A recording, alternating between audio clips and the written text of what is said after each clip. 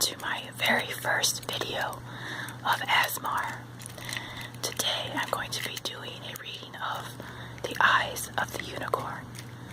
Please let me know below if you would like to see more of these types of videos. If you have an idea, then please also comment below and I will try to compensate you. Today's book is by the author Teresa Bateman, illustrated by Spalenka. I am pretty sure I just screwed that last name up.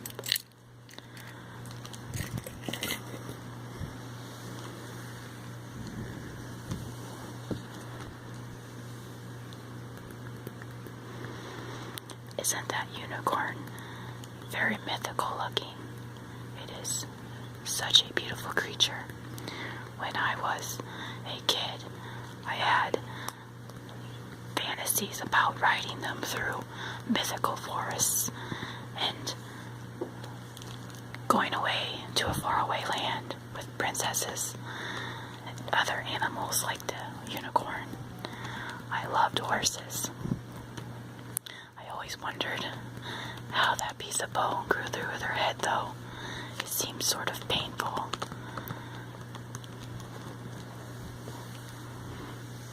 Alright, now we will open the book.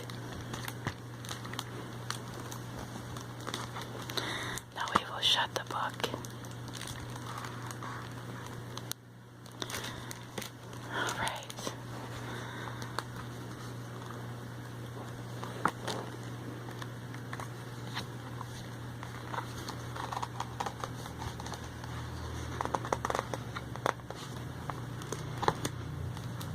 The Eyes of the Unicorn.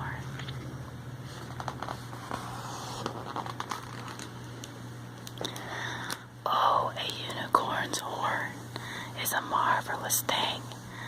It can heal and it purifies, but you'd better beware. A few men will dare to look in a unicorn's eyes. The stone walls of the great hall echo as the nobles gathered for the feast shifted uneasily.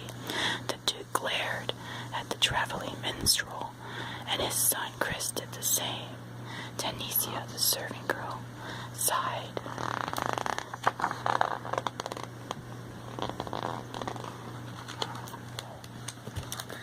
Teresa has been the one to open the gate at the minstrel's knock. That morning, she had thought it a stroke of good fortune, since there was guest to be entertained.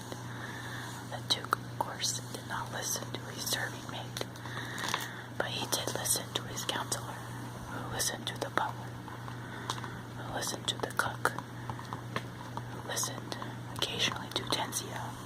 So the minstrel had been hired. Indeed, at the first, the minstrel's songs had been merry and beguiling. But this last one left a dissonance that lingered in the air like the cry of a hawk swooping toward its prey.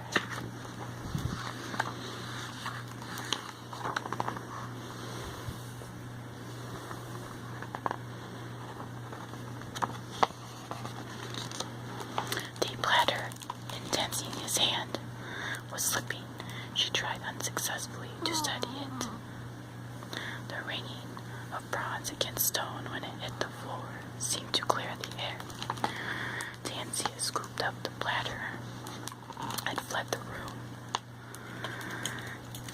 Someone snickered and others joined in. Teresa recognized Chris's laughter. I'll capture the unicorn and I make a cup from its horn and I rub from its hide, one voice declared. No, the unicorn is mine, another replied. I'll sell its bones to the magicians, but keep the horn for myself. Crowned unicorn horn prolongs life. I've heard that artists will sell their souls. Brushes made from the unicorn's tail, came another voice. Just so you're sure there really is a unicorn. That sounded like the minstrel.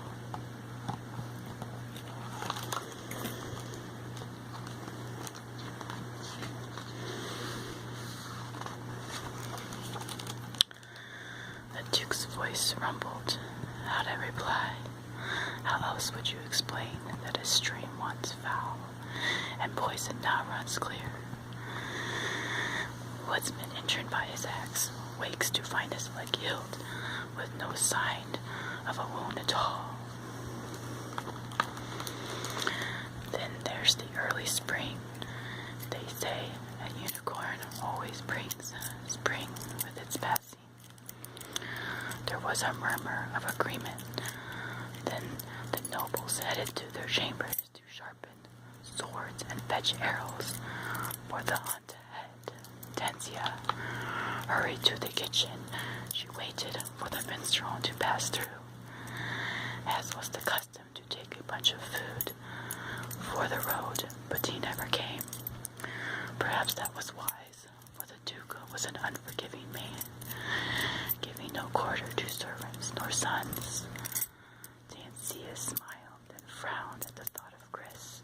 They had been playmates when they were young, until the Duke found out Chris had been a sweet boy who wrote wonderful poetry, but was turning him into a smaller copy of himself. Now he could hardly see the boy she had known in the eyes of the young man who sat at the high table that night, laughing with the rest.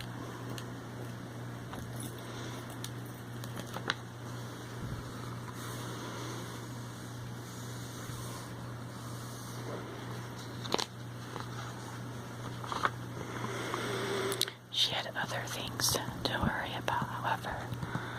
There was a mountain of dishes to wash. She comforted herself. On the morrow she could rest, for the hunting party was leaving early and not return until evening. Teresa's one small comfort, however, did not last. Tomorrow, the cook informed her, you will go with the hunters to serve the luncheons, as the Duke has commanded. Teresa had scarcely closed her eyes when she was being shaken awake. Nobles were riding their fine steeds. Hounds whined their anxiety.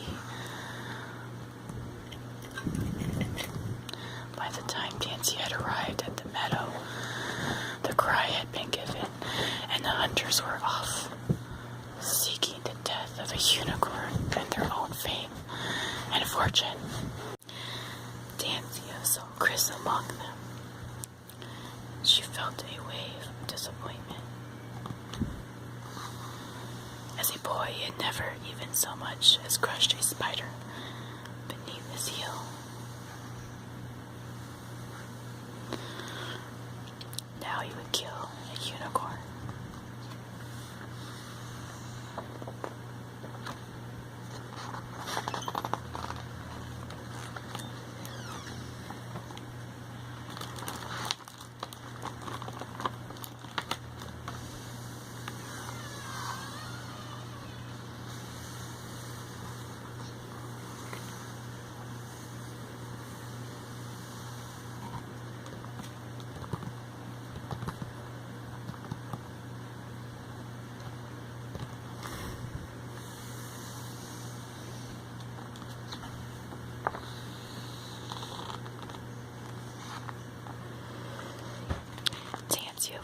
Teresa was never sure afterward how much time had passed. She only knew that she had drifted from slumber to feel a heavy weight in her lap. Forcing her eyes open, she gazed down. Lying by her side was a unicorn. The head rested gently on her apron. Its eyes gazed into hers.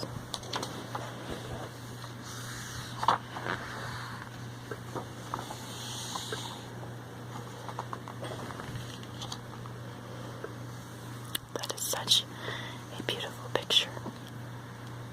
I love butterflies. Does this not give you a restful conscience. How lovely it would be to rest in a field of flowers and butterflies.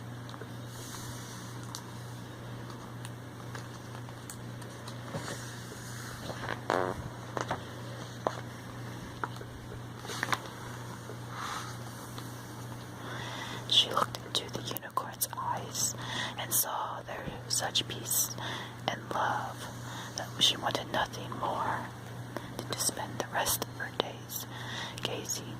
Indeed, she might have done just that had she not heard a voice and footsteps drawing near.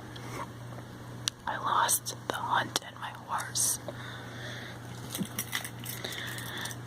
Chris was muttering to himself, "Father will have my head."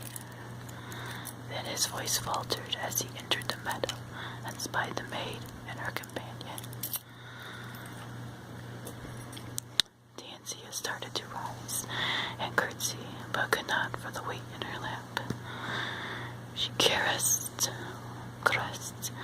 the unicorn's head, rubbed her cheek against its golden horn, and smiled up like sunrise, silently inviting Chris to join to rejoice in the miracle before them.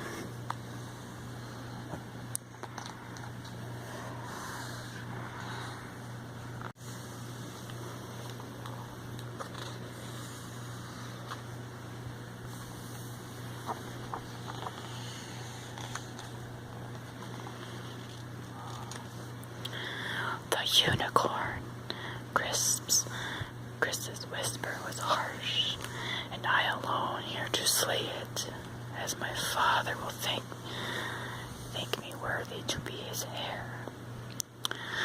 Indeed, the only thing between him and his goal was a serving maid, and she hardly could count anything at all. He raised his bow. Tancia's eyes widened. Chris hesitated, then readied his bow to pierce the unicorn's heart.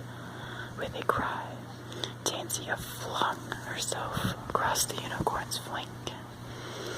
Her action was so unexpected that Chris accidentally loosed the arrow and it sped, swift and sure, toward its new target.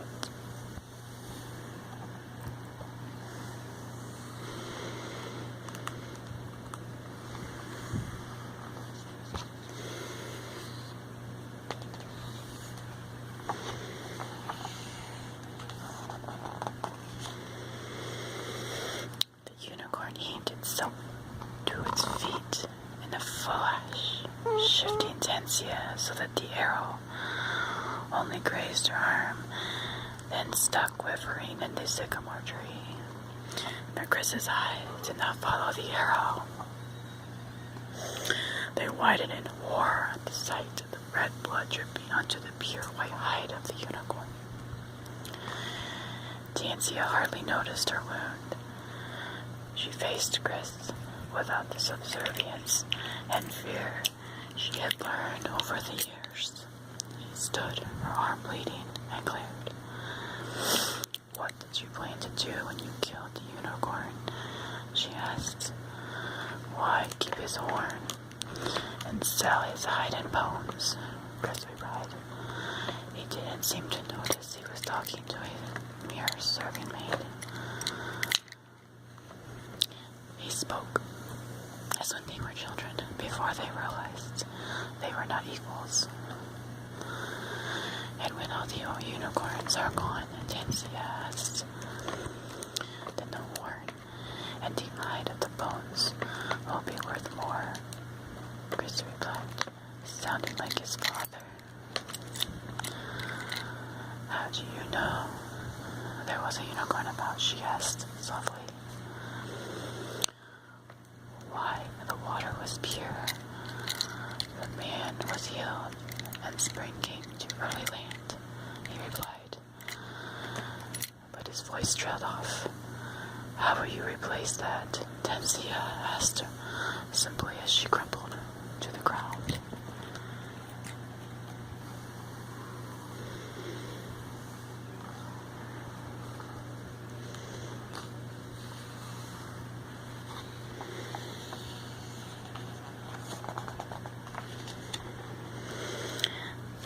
unicorn looked directly at Chris, and despite all the warnings he had heard, Chris looked into the unicorn's eyes, and in them he saw himself cruelly killing an innocent beast that did nothing but good.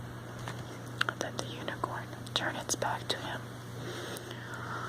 offering the perfect target as it extended its horn to gently touch Tensia's arm. Chris did not take advantage of the chance it offered. Instead, he knelt at Tensia's side, gasping as he watched the flesh knit together again.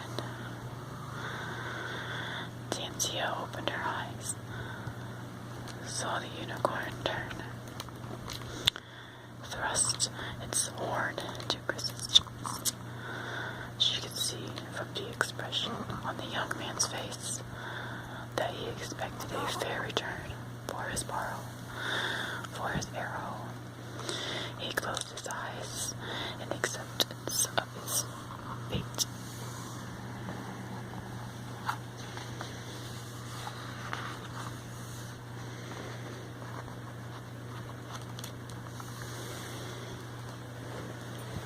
Would that not be awful to have a horn stabbed into your chest from such a beautiful creature that had just shown you how much you had screwed up? I would be scared as hell.